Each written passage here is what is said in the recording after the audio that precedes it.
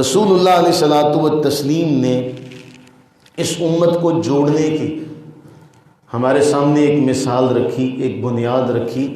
وہ کیا تھی؟ جب آپ نے مہاجرین اور انصار کے درمیان بھائی چارے کا رشتہ قائم کیا، جب آپ نے مکہ معظمہ کے رہنے والے اور مدینہ طیبہ کے رہنے والوں کو کیا کیا؟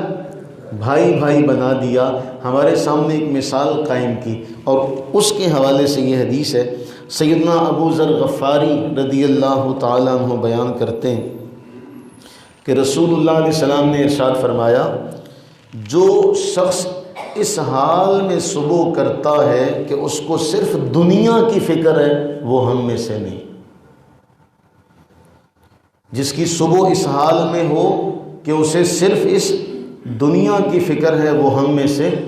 اس کے بعد فرمایا، جو مسلمانوں کی خیر خواہی کا ارادہ نہ رکھتا ہو، وہ بھی ہم میں سے نہیں۔ تو قرآن اور حدیث کیا چاہتے ہیں؟ اللہ کا نبی صلی اللہ علیہ وسلم ہم سے کیا چاہتا ہے کہ ہم ایک دوسرے کی خیر خواہی کریں، ہم ایک دوسرے کی خیر خواہی کریں۔ اس کا نقصان میرا نقصان ہے، اس کا فائدہ میرا فائدہ ہے، لیکن ہم جس ڈگر پر چل پڑے ہیں وہ اس کے الٹ ہے۔ ہم یہ سمجھتے ہیں کہ ہمارا فائدہ ہے، ہمارے ہمسائے کا فائدہ ہمارا نقصان ہے، ہمارے بھائی کا فائدہ ہمارا نقصان ہے۔ ہم اس روش پر چل پڑے، جبکہ ہمارے آقا فرما رہے ہیں، جو مسلمانوں کی خیر خواہی کا ارادہ نہ رکھتا ہو وہ ہم میں سے نہیں۔ جو مسلمانوں کی خیر خواہی کا ارادہ نہ رکھے وہ ہم میں سے نہیں ہے۔ تو کتنی بڑی بات ہے یہ۔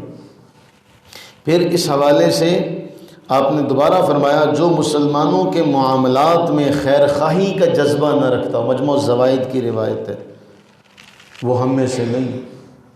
تو ہماری زندگی کا سبق کیا ہے؟ کر بھلا ہو بھلا، انت بھلے کا بھلا۔ ایسا ہی ہے نا، سیانے ایسے ہی کہا کرتے تھے کہ لوگوں کا بھلا کرو، تمہارا بھلا اپنے آپ ہو جائے گا۔ حدیث پاک کا مفہوم ہے، جب آپ کسی کے لیے دعائے خیر کرتے ہیں تو فرشتہ اس پر آمین کہتے ہوئے وہی دعا آپ کے لیے کرتا۔